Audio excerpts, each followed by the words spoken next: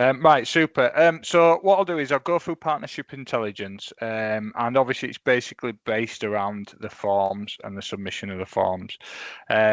So just to introduce myself, I'm Tim Wilson. I am the intelligence inspector I've got it as area intel, I think, on my background, but we're also known as geographic intelligence. So what that means is basically I manage the 3 hubs that sit in York currently, Harrogate and Scarborough, but they obviously cover the commands which are the coast, City and Selby, and what we call county command, covering Hambleton, Richmondshire, Skipton, Craven, that way out, and Harrogate. So cover quite a vast area. So what that means is when you submit your partnership intelligence forms, it's generally my team that are picking them up, and I'm sure you play email tennis with regularly about these partnership forms. So the idea behind this session really is to try and educate, see any questions, any frustrations that you're getting, and see how we can make sure that stream is more simpler and more efficient. So if we can move on to the next slide.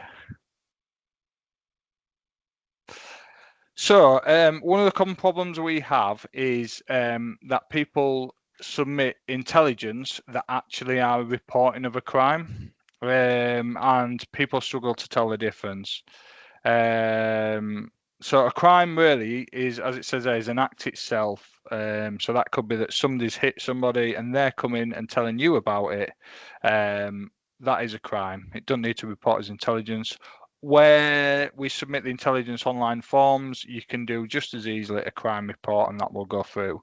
The question that might change that is if somebody come and told you that in confidence and said that if you spread that information or change or did anything with that, that may cause risk to me. So, as a domestic situation, that might cause significant risk to me if you share that with anybody, with the police or otherwise. We still want to know about that because there may be other ways that we can safeguard that person that I'll go into later. But what I would say is if it isn't that case, then it needs to be submitted as a crime. So as it says there, intelligence is knowledge about facts, past, present or future, that allows police to prevent or respond effectively. So those are the 2 differences. The way like I said before, is if it's a crime, it's something somebody's telling you, and they're probably happy for police to speak to them, it needs reporting on a crime form. If it's something that either they really don't want us to know about because it's sensitive, or it's something that they've been told as information, i.e. somebody's going to commit a crime in the future or something's happened, then that would go on as intelligence, and we can then process that. We can move on to the next slide. So the partnership forms, I've done this role now, we're coming up 2 years in February, so I've seen a bit of history about it. So it used to be there was a Word document that was sent in on email, and I know that some people still do try to get them through the gate, and you probably do on occasions because some of my staff probably find them easier to process.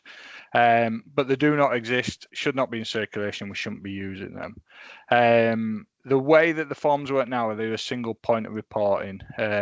So what was happening was we were getting consistency issues, stuff having to go back and rework on the single online stuff. So some people were putting some stuff on that was right and then adding too much detail. And I can go through the explanation of that and why that's important as we go through.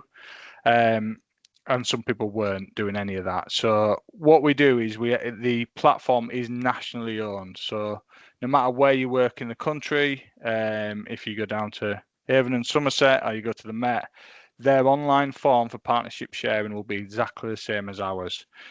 So any changes that we need to have or request have to go through that national form and have to be agreed nationally. So when I come in, I had a lot of complaints from my staff and yourselves around them, around the forms. So I engaged with that national forum, and we made a number of changes which make up this form you use today. I can probably mention a couple as we go through the form, but those are made in the best interest of making sure that you guys can submit them and not have to have loads of rework. And obviously my team can push them through without having to bounce them back, so to make them more efficient. Move on. So this is a form. I've actually put the link that blue one is the link. So I don't know if you hover over that, it'll probably show you what the link is. But again, that can possibly be shared. Sorry, it's the one to the left. You can see it. It might be all right. Yeah, that one. So that's got the hyperlink on. You click on it. It's not working as you hover over it. But this is the first page that you will come to. So when you log on, it goes through that share community partnership intelligence. As you can see on the top bar of that, you've got report. That will be report a crime. So again, like I said, if it's a crime, put it on a crime form, because otherwise my team will just bounce it back. And again, I don't want you to have to do more work, as well as myself and my team having to play email tennis all day. So it basically tells you a couple of things there, goes through what areas that we expect that you might be reporting on, but it's just a quick brief at the start. If we can move on to the next page.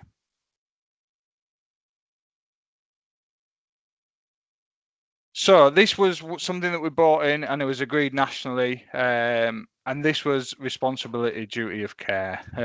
As we're aware, as partners, mostly probably to people that are vulnerable or children, we have a duty of care to make sure they're cared about. So what that is that's your responsibility to make sure that that is looked after.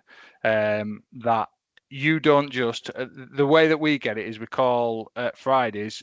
We have a nickname from them called Firearms Fridays, because what usually happens is partners get information around some risk, whether that's firearms or otherwise, and at 5 o'clock or 4:30 before they run out the door, they send us the email, and then that causes us great issues, because we then want to ask more questions about that intelligence, and we can't get hold of anybody for 3 days, and there's a risk out there over the weekend we're trying to mitigate that we can't do because we don't have all the answers.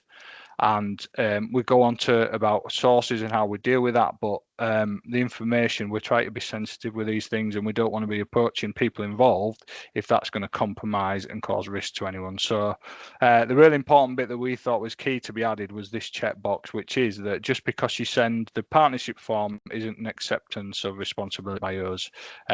We expect yourselves to take appropriate actions to safeguard the people involved, whether that's giving them advice, whether that's telling them to go to the police or otherwise. So that's what that box is. So if you're ticking that, you're accepting that you're not just passing the responsibility onto the police. So yep, next slide. That Mum was struggling to get him here. I think somebody's on mute. You got that? So this is the same page. So the first page that you will come to when you log in and you start to fill it out. So I've started to fill part of it out. That is one slide, but obviously slid down, but I've moved them across. You would slide down on the slider, but I've moved them side by side so you can just see the full page in one. So going through your details, so that's you as a submitter. So putting your names in, quite self-explanatory. Who do you work for? It has a lot of organisations. I've obviously put North Yorkshire Police. What department do you work for? Email address, telephone number, really important, because if we want to ask you more questions about it, we need to be able to get hold of you. So that's why they're key there. Have you shared the information with anyone else or any other organisations? So again, you can see I've clicked yes there. An example of that is I know probation. I've let them know because I know that Smith is currently subject to conditions after release from prison. So they might want to take action. Again, that's about mitigating the action. We can do some of that, but it may be that you have a responsibility to do that as well. Now, I would ask you to look at your own information sharing agreements to see what you can and can't do. Obviously, I know the ones for the police. I think we have them with most agencies, but before you do share that, make sure you know as well. I think as well key, and I think it might be on the other one, is who else have they shared it with, but I'll mention why that's really important on the next page. And what actions, if any, have you already taken with this information? Again, we're just trying to understand how many people know what you're telling us, because that again changes the risk of how we deal with it. So yep, if you want to go on to the next slide. So again, there's 3 pages here, but it's all one slidey page that you can slide down on. So source of the information. So this is if you're the person that's witnessed this. So if you've been at school as a teacher, for example, and you see 2 children year 1 say, "Oh, I always carry a knife in my bag." That is you as a source of that. You put your details in, and and that's fine. If it's someone else that's told you, so if you are a teacher and another student comes to you, or you work for rehabilitation and one of your patients has come and told you something, then that is their details that need to go in there. What's really important to know is that, and I don't know how many people know it, so I think it's important to share, is North Yorkshire Police has about 1,400 police officers. If I said how many people, once you submit that, will ever know, A, you're the submitting person, whether you're the source or who the source is, or who the source is themselves. So if that's one of somebody you're working with or one of your students, the amount of people out of them 1,400, I could count on two hands that can actually see who submitted it and who the source is. There were only Intel managers, so like myself, and Intel supervisors that can ever look back on a piece of intelligence held on our system and see who the source or who the submitting officer is. And the reason for that is because we take protecting the source and the people involved really seriously. Because if we don't, and something happens to them, that risk is way too high for us, and the whole system falls down because people don't then give us intelligence. So I know I've spoken to a few partners in the past where I've said, well, I know that, but I didn't want to submit it because A, they'll know it's me that's told you, and B, they will it'll put them at risk. We have a process where we grade stuff differently, and I don't need to go into detail of what they are, but we have two gradings, which is P grading and C grading. P grading means any officer can see it. So again, they will not see the source or who submitted it, but they will be able to see the intelligence. So if that's John Smith carries a knife, that everybody can see that. Any officer that logs on the police system will see that. We have something then called C graded. Now that is something where only certain vetted people can see it. So again, more than the probably two handfuls that I said can see the source and everything else, but mainly the intelligence department. So all of the intelligence department can see the C graded stuff. However, they're not allowed to share it. There's certain conditions, which is what the C stands for, that they can share that information. And the reason we do that is because what that means is that fewer people know that information, that if it ever got out, it would cause serious consequences. So an example of that, not a real life example, but an example of that, maybe intelligence that somebody carries drugs and they hide it in a certain place in the house. The only person that would know that is their partner. If that ever got released, the risk to that partner would be significant. As such, we would not release that as P graded. We would put it as C graded to best protect that person. Now, what we might do is look at other ways that we can use that information to get into that house and to do a search. And that could be other ways, such as looking at drugs warrants, looking at other things that would allow us to get into that house and find whatever we're looking for. But what I would always say is we need to have that information to share it. So I'm sure you're all sitting there, and I know most probably have gone, I'm not submitting that because that will ruin my relationship with that young person, or that will basically mean that they know that I told you. If that's the case, this is where on the form we need to be filling in so we can best protect you and the people involved. So just to give some clarity on that and some reassurance that why we ask some of the questions we ask as we're going through. So sorry, I've probably gone on a bit too much on that part. But yeah, so you've got your person details there. So you put your source in. If that's someone else, who's told you that information. So your student's name or whoever that is, your patient's name. Do you know the date of birth? If you don't, then do you know their age? Yes. If not, then it gives you an approximate you can play with. So if you know they're a teenager, then it'll be obviously 13 to 19 and the like. Postcode in if you know their address. If not, then just describe it best they can. A lot of the people we're talking about, we've already got on our systems, and we can link them if we've got information to suggest it's the same person we're talking about. So if a description of where they live, or if it's a description of who the parents are, or even the village they live in, as long as we've got a sort of age, then we can. The problem comes when we don't have that information. What we end up with is two people sat on the system because we can't verify they're the same person, but have information on. So that means when an officer stops them at the roadside or has a chat with them, it might be the control room then don't see the two people are linked and are then able to look at this relevant intelligence that might assist us in safeguarding them or taking action against people. So that's why more information you can give around that, the better. So as you can see on there, I've put live on the street next to the one stop in Knaresborough. We can do some work on mapping. We can work out what street that is and then verify that. So more you can put, the better, even if you don't know their address. How do you know this person? Again, they're a student at our facility. And then that goes on to some questions. Do they have serious mental health or other issues we need to be aware of? Again, that's just us assessing any approach that we decide to make. Do they know you are sharing information with us? No. If it's a yes, then fine. But again, and I'm sure I'm teaching suck eggs, so I apologise, but it doesn't need to be an interview with them if you're getting information off them. You can just say, look, have you told the police? Would you be happy if the police know? Just drop into general conversation. But if they say no, that's fine. Just tick the box. Doesn't mean you don't share it. Just means that we're aware that sharing hasn't happened. And then we know that we can deal with the information a bit more sensitively. And again, is it okay if we contact them? Again, if they're happy for us to contact them, then that's great because we can get more information about what's gone on. If they say no, fine, click the no button. And as you can see there, I've given an example that we get a lot. They're not aware and any contact would affect relationship and future sharing of information. We will not then approach them and say, we know you've told this person about this information. Do you want to give us some more?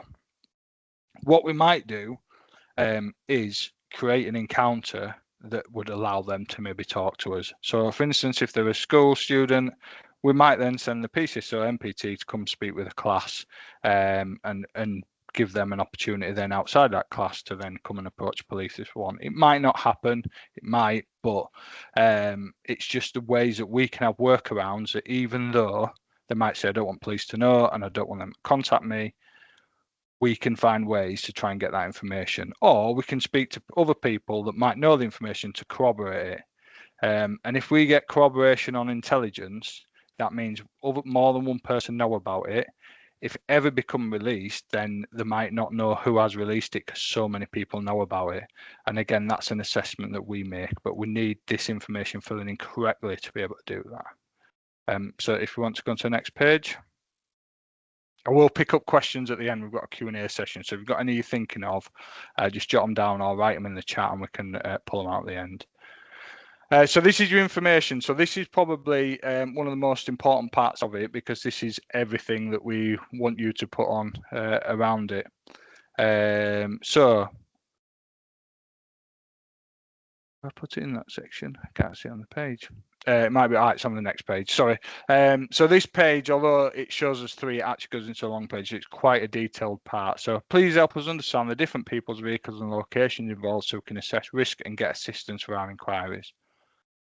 As you can see there, I've put the person in that's involved. So although the reported person who's told you, we've already put their details in, it could be that they're reporting about somebody else. It could be that it's a parent that's come to you reporting about a child, or a parent reporting about somebody or a patient of you. So although you might have put it in before, if it is the same person, just put the details in again, as I have done there. Again, description just helps us work out who the person is. And if we're putting observations out for officers, then at least we've got an idea of their description.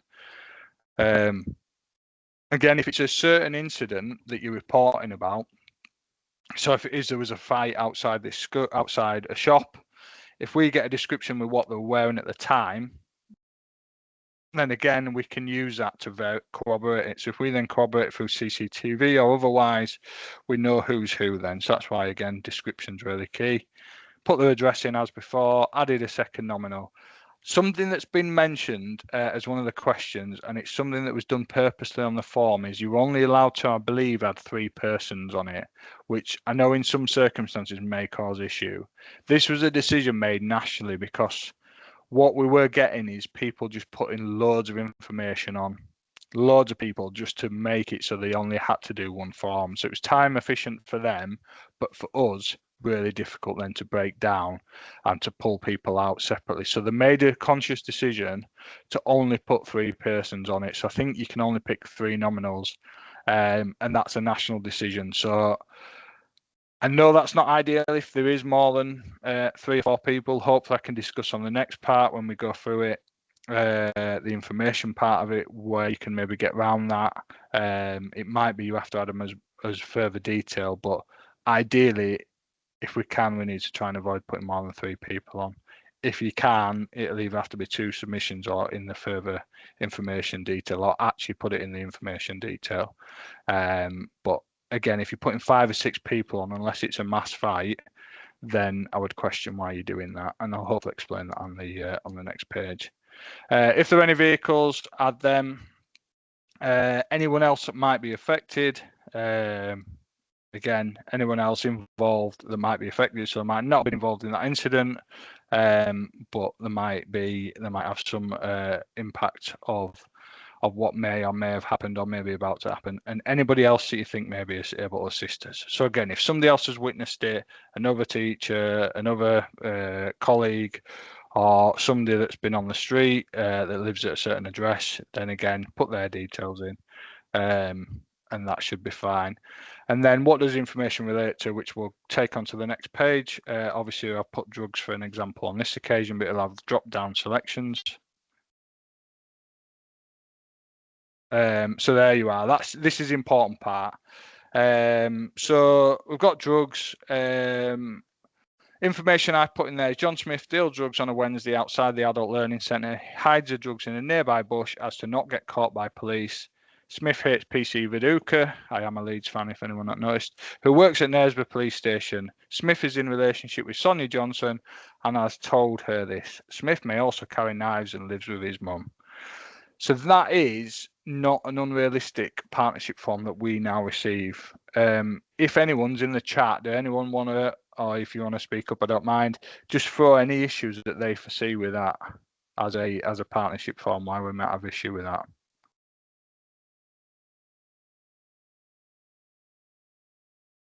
I've got one, it's a crime. Now, some of it is a crime and it's linked to a crime.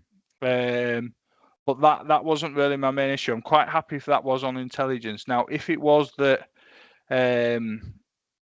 Smith is going to target PC Viduka, for example, and he's threatened to kill him, that might be a crime and that might need reporting. Yeah, too many different themes of intel. I'm not massively against that, which is you're probably on the right lines. What I would say is, or my issue with it is, how do we know it? Yeah, covered, presumed dealer. So what I would say is, my issue with this is that how we look at intelligence is how many people will know it. And this is how we break it down. So John Smith deals drugs on a Wednesday outside the Adult Learning Centre. How many people will know that information? I would suggest, let's say there's 30 attendees at that learning centre. Most people will probably know that, 30 odd people. He hides drug in a nearby bush as not to get caught by police. So he hides it in a bush nearby. 10 might know that. 10 might have seen him, that he goes to this bush, comes back again. So again, you're talking 30 know that, 10 know that part. Smith hates PC Viduka, who works at Knaresborough Police Station. Right, now I'm starting to think, well, how many people know that? Well, he might have told his few family and friends. He might have told some police officers. So you might be 5 or 10 know that. And then Smith is in a relationship with Sonia Johnson, has told her this. That's a big issue, because how many people are going to know that part of it? And then Smith may also carry knives and lives with his mum. Again, how many know that? Maybe 20 or 30. How I look at that as a whole is, if I submit that on an intelligence that's ever accidentally leaked or shared, or he becomes aware of it, and there's circumstances, those that were with prisons where we do share some intelligence, again, only if it's P graded, with prisons to stop people having contact or being released or adding people to the contact list. If that was shared, I would reckon maybe one, if you're lucky, 2 people would know all of that. So if he sees that, as a source, he might be able to work out that source, and that will put them at risk. Now, I've just seen a comment poll saying, surely more intel is better. Yes, it absolutely is. However, and this is where you'll probably hate me a little bit, which I don't mind, is what I would say is that needs to be 3 separate submissions, potentially, because what we will do then is that we will then put 3 intel feeds in. So we would break that up and say Smith deals drugs on a Wednesday outside the adult learning centre. He hides the drugs in nearby bus as to not get caught by police. That would be 1 submission, because he might, what did I say, 5 or 10 might know all of that. Smith hates PC Viduka, who works at Knaresborough Police Station. Fine, he's told 5 or 10 people that. Have that as a separate feed. Somebody mentioned it's a different theme. It is, so have that separate. Why not? And then Smith's relationship with Sonia Johnson has told her this. Do we need to put he has told her this on? And now sometimes we will just get rid of that text anyway. But Smith's relationship with Sonia Johnson is sufficient. If that information is probably already known by us and known by yourselves, it probably doesn't need to go on there. But there's nothing wrong with it going on there if you're not sure. So Smith's relationship with Sonia Johnson. You could even put Smith's relationship with Sonia Johnson. He's believed to carry knives and live with his mum. That could be an intel on its own, because again, most people know he lives with his mum. Most people are probably going to know he lives with Sonia Johnson, and maybe a few will know he carries knives. But probably in total, you're talking 5 or 10 people. So again, if he's trying to work out if he ever got aware of this information, who has submitted it, you're in a position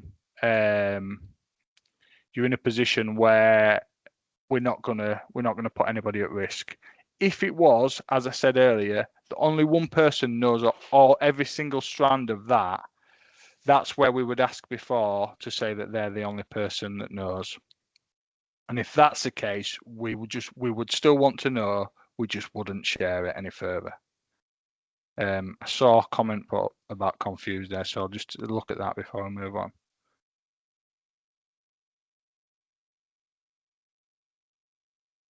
on. So when I say it's from the subject, I ticked told by the subject of the information. So Sonia was the one that's told us in this instance. So that's why I've ticked that it's from the subject of the information. So although John Smith might be the primary subject, she is. So we'll probably work that out.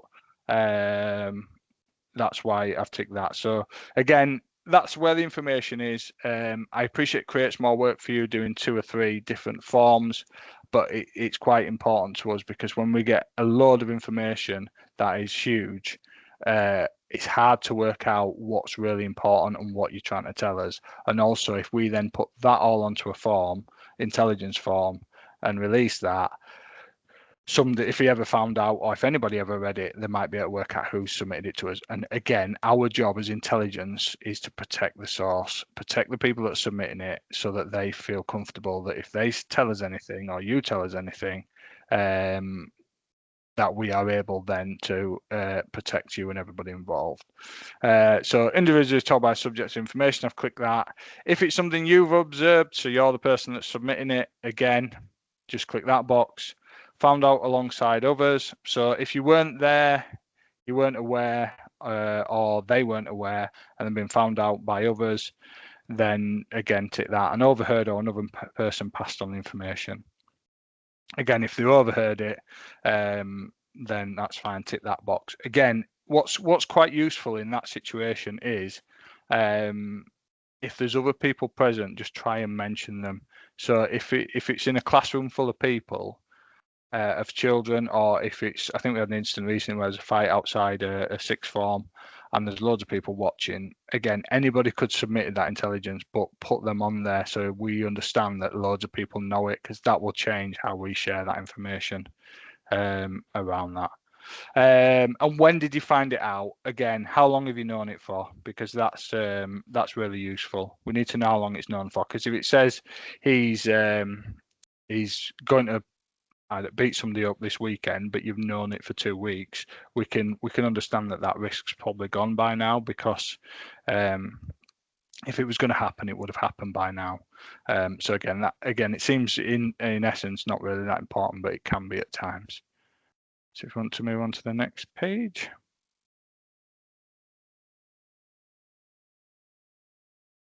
What have I done there? All right, yeah. So that's the example that I've used, how I've broken it up. So again, broke it up into 3 different parts, and then submitted them separately. So that's how I would do it. Because again, you might have 10 or 15 people know each part, so you're not gonna compromise the source or anybody there. So that's just an example of how you would then break them 3 bits up into 1 bit. So more work for you in the short term, but hopefully then you're not going to keep getting bounced back.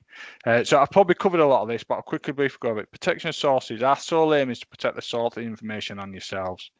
As such, it's important for us to know the following if you get information. Who knows it? Has the person told you or anyone else? So if they've said they've told all the family and they're all aware, again, it's not going to compromise you as telling us. So it's important that we know that stuff.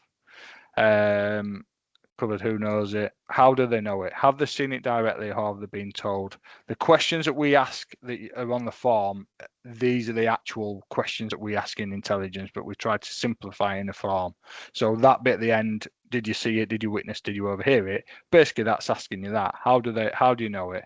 Have they seen it directly? Have they been told it? Again, that helps us to assess the intelligence grading, and we grade intelligence so we can understand how reliable it is for us to use. And like I said there, we grade that. If we think, as I mentioned before, it will compromise your relationship if released or a risk to anyone else, we will not use it. However, we would rather know about it so we can try and mitigate any risk around that. Again, as I've said, we will find other ways that won't involve anybody else or involve yourselves to find a meeting or something where we can then potentially get that information or to take action on that. So again, if you're saying he carries a knife in his school bag, I don't want anything to do. I'm sure you would probably do something at school anyway, but just probably a bad example. We might on a day do some proactive policing outside schools, engaging with students. If that student reacts in a certain way, although we might already be looking for them, then that might then give us grounds to do stop search or anything like that. So we will use other ways where it will look like we're not using intelligence, we're just doing a bit of normal policing. And that's our job, is to protect all sources at all costs.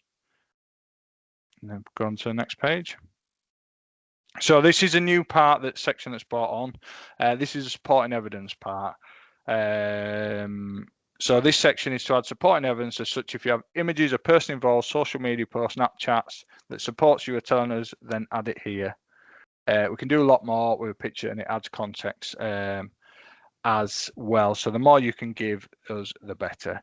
An example of this is we've had people say, oh yeah, I've seen a picture of the gun on social media or whatever.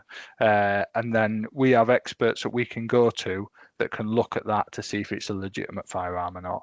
And I know I'm being at the extreme with firearms, not everything we get is firearms, but it's just an easy example to explain out. So if you have access to them, obviously I don't expect you to start doing anything over and logging on to people's Snapchats to do that. It's just if the youth or whoever you're dealing with shows you a picture of it or sends you it or says it looks like this, then if you can provide us with that, it just helps us along the way. If you can't, it's not a problem. We'll just take the intelligence if we've got it. But yeah, that's where you upload that. So do you want to go on to the final one, if possible? Okay, so the final page is a review slide. This is an opportunity to check everything is correct, and if not, go back. It is so important to us that the information is correct. And the way I've made this out, and I teach this on the intelligence course to intelligence officers, is one word can change the intelligence picture. So how you present stuff we ask you to present it how the student or the patient or the person you're submitting intelligence about has presented it to you. So can anyone look at that? John Smith is a supplier of drugs to Sonia Johnson. Can anyone tell me what, if any of them words, or which word would completely change that intelligence feed?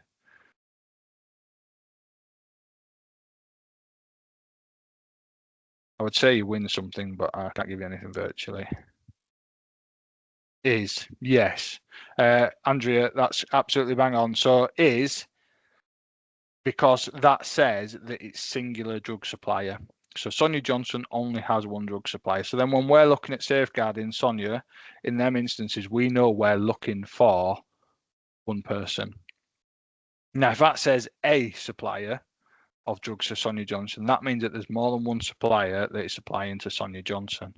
And in essence, you'd think it means nothing, like a word. Does a word matter here or there? But that's just a little example of how it matters in the intelligence world, because we will analyze words like it's going out of fashion just to make sure we get the information right and we know that we're doing the right thing.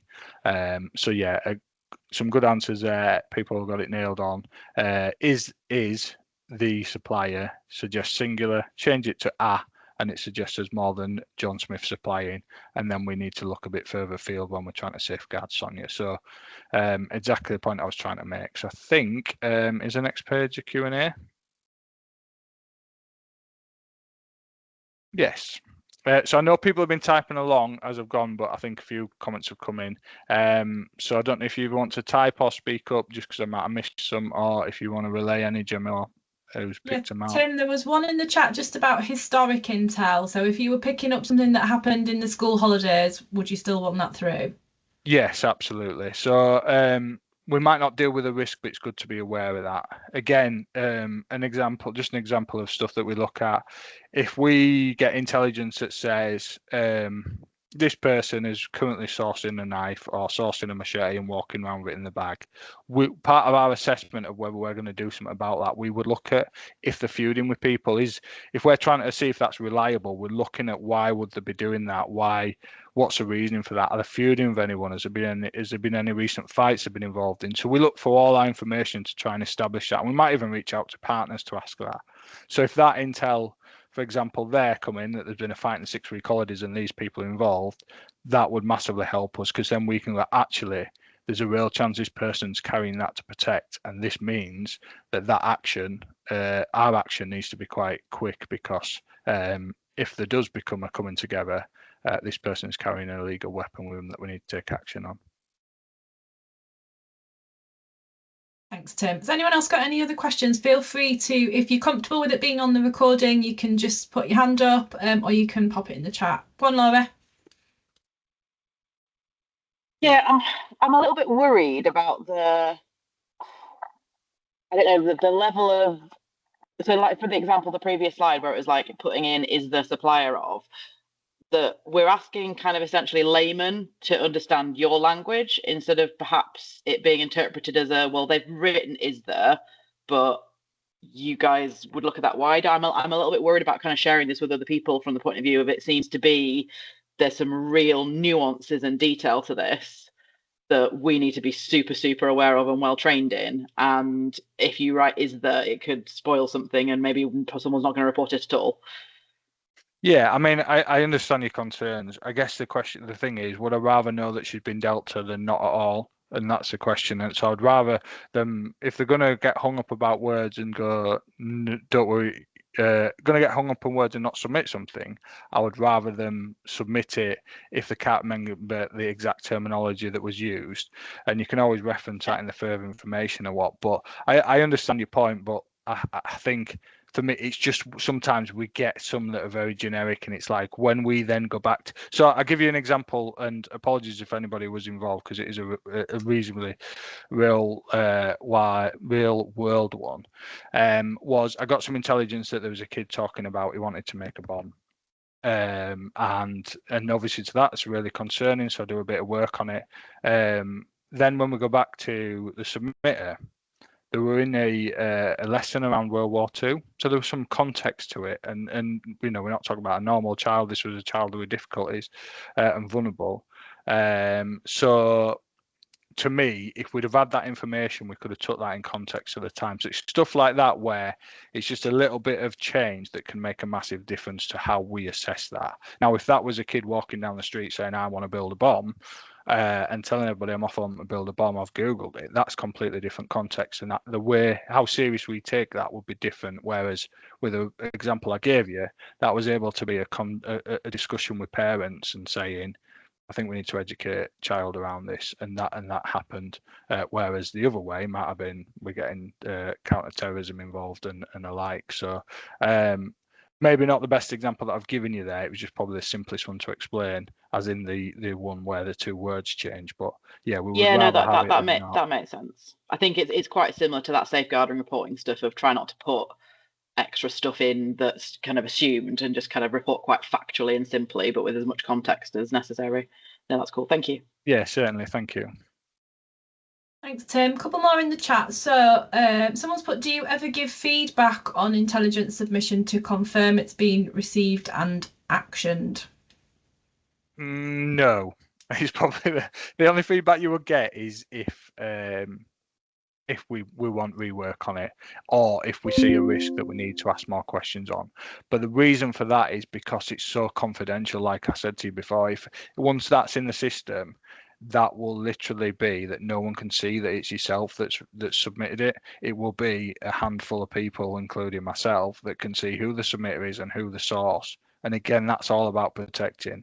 And a lot of police officers actually get quite upset about it. And it's not about not trusting people, but we'd be naive to say that at some point there hasn't been information leaked, whether by accident or on purpose.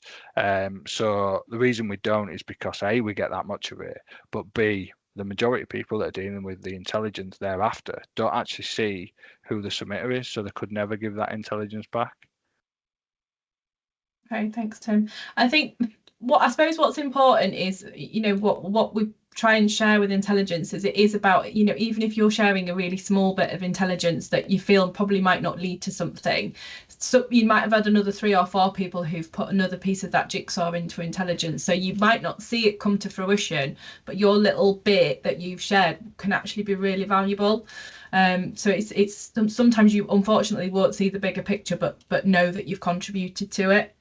Yeah, and that just on that point, Gemma, while you were talking, what's really important there is, like I said before, if we C grade something, so if we hide it so no other police officers can see it other than intelligence department, we do that until we can corroborate it by another means, whether that's looking at CCTV and then it's like, oh, well, we know a lot of people were present and could have seen that, so we can now release it. But again, if you submit something as you've described there, that might corroborate some information we already have, and then we know more than one people know it, and we know we can then release that information, which then can be shared with yourselves. Because if we're keeping it and C grading it so no one can see it, we won't share that with yourselves.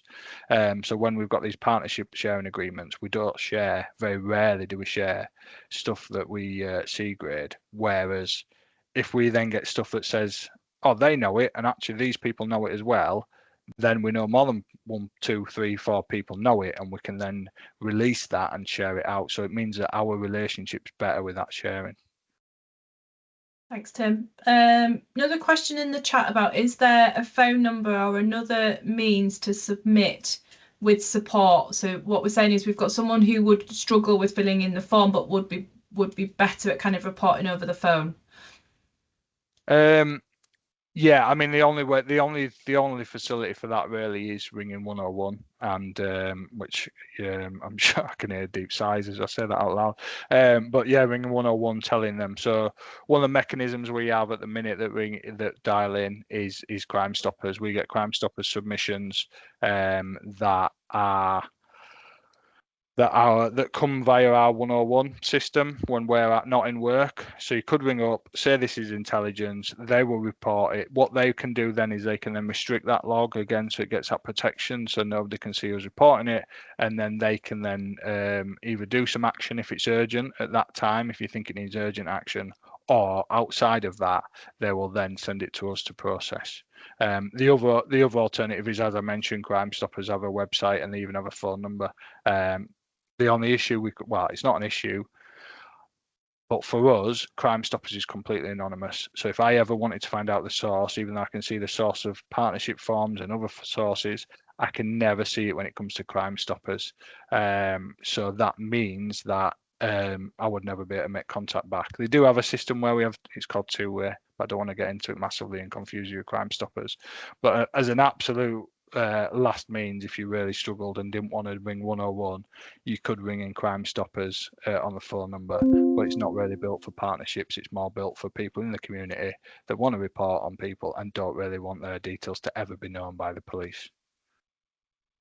Thanks, Tim. And then Crime Stoppers obviously have a branch of Fearless, which is a campaign aimed at young people as well. So that is, again, we'll try and put the link in the chat for you in a minute, but that's an element for young people to share that information completely anonymously as well. And there's various different ways they can do that through the website and app and online, things like that.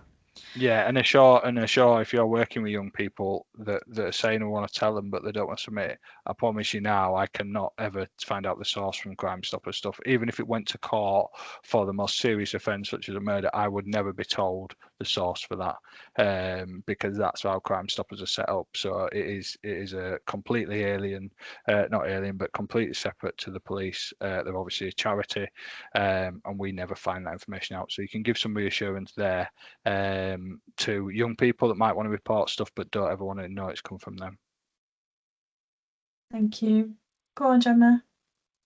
Just a couple that's come to us via the Mace feedback around sort of sharing it direct with officers, and then officers having that assumption that they're going to submit it rather than that professional, or they've been in a meeting and that information's been shared, and obviously having the onus of as to who is going to submit that information.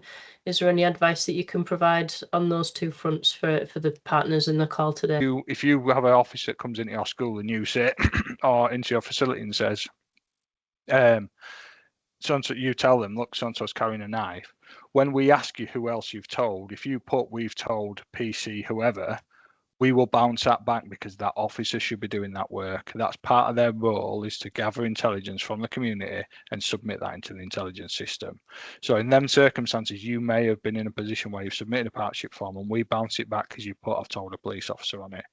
The exception to that is there is front-facing police officers that work in buildings with partners all the time, and they are asked as part of that information sharing to do checks on nominals to say, oh, I don't know his date of birth, I don't know his definite address. Can you just check for me? And then you put on your form, I told this officer that works in this partnership hub. My team will probably bounce it back when they probably shouldn't do. So I think it's key that you probably just mention that the person that you've told is working in there and that's their job, as opposed to you've just told an officer that's tried to avoid the work, if that makes sense. But yeah, make sure it's just mentioned on the form that if you told them in a meeting and it's recorded somewhere else, then again, does that need submitting? Probably not, because it should be documented in the meeting notes and it should be documented by the officer. The advice that we've been given is obviously to make sure that there's a firm agreement if you are in a meeting with an officer and it is discussed as intelligence and it does need to go in, that there is a firm agreement between that professional or that officer as to who is the agreed person who is going to submit that information, whether it does need to go in. And obviously that's an agreed action between the professionals, so we don't not get it. And obviously that information is submitted into the system. So yeah, hopefully that clears that up for partners. Yeah, definitely. Just if you feel like it's because they don't want to do the work, as opposed to that's the daily job and they're really busy, then it probably needs to be them submitting it. If you feel like they're just really busy or they're in meetings all day, then the likeliness is that it's probably for you to submit. Okay, that's great. Thank you. There's just one thing that's come in around being mindful that to remember that the more people who've passed the information along the chain, the lower it's valued. So is it less important and less impactful? So does the intelligence become more diluted the more people know about it, and would it be less impactful? If it's gone through a number of people, then potentially, I mean, don't say the old Chinese whispers, but obviously we know that the old kids game, the information changes as you get round. So that's why it's good to know how many people have known it. But what I would always say is, if we get a piece of intelligence, and hopefully I've made it clear in this session, that we don't just jump out the door and act on it. We do due diligence on most of it, and we try to then corroborate it and look at other ways. We have other ways to corroborate information, and we will work on that. So yes, it might become less reliable the more people it's been with, and that's why we would, if we say it's not known, they've just heard it, so they've not seen it, they don't know it directly, and it's not corroborated, which is some of our things we have, it goes lower down our grading system, which then means that we will grade it as not as reliable. But then our job then is to work out if that is reliable or it's not, and we then use our systems to corroborate it in other ways. So yeah, so it's a good question, fair point, and yeah, it probably does become less reliable, but that's our job then to work out where the truth is in it. Thanks, Tim. Tim, I'm conscious of time. I've just got one more question, but like I say, we will stick around after the session's finished and the recording stopped. So if people do want to ask a few questions, one of the main points that I think if people are finding thematically that there are issues or that there are challenges in kind of submitting the forms, or challenges amongst your teams, or any form of barrier, to communicate that with us as a partnership, and we've got that connection now with Tim, and we can either upskill, change the guidance documents, or make sure we make it as clear as possible for everyone. What we don't want is for there to be any barrier in submission of this. But my question for you, Tim, was just in relation to submission of intelligence in relation to kind of online concerns. So if you are hearing, for example, a group of young people and they are hanging out using a particular app or communicating with someone, you know, you're hearing just kind of playground conversations about they're communicating with someone using a particular handle and it's not sounding particularly safe, it's kind of getting your warning flags going a little bit. Is the submission of intelligence around those kind of online information just as valuable as the kind of the physical places and spaces and names as well? Yeah, absolutely, because we've got, so in the last year, just again giving a bit of history, but in the last year we've set up what's called our III team, and they're Internet Intelligence Investigations, and their sole role is to do online investigations around intelligence, and that is stuff like Snapchat handles, that sort of thing, can be invaluable to us at times, to try and corroborate that information. So again, if you know, we talked about earlier, if you can't give us a photo of this Snapchat that shows something that you're submitting intelligence, but you can then see the Snapchat handle and jot that down and put that on. Again, that helps us because we can then look at corroborating that information if possible, and work on it. So yeah, that's really valuable. I mean, the more information for us, the better. I know somebody mentioned that earlier.